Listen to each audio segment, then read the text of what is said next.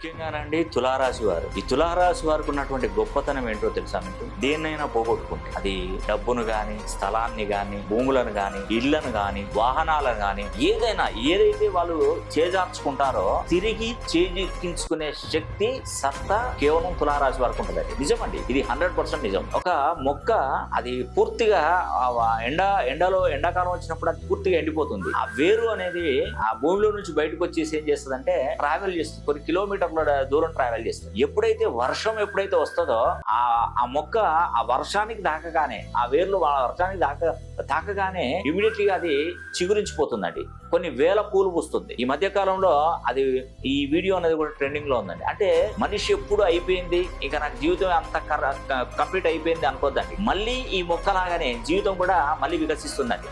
అది తులారాశి వారికి అయితే అద్భుతమైనటువంటి యోగం అండి. మీ పేరుని 270 degrees నుండి 360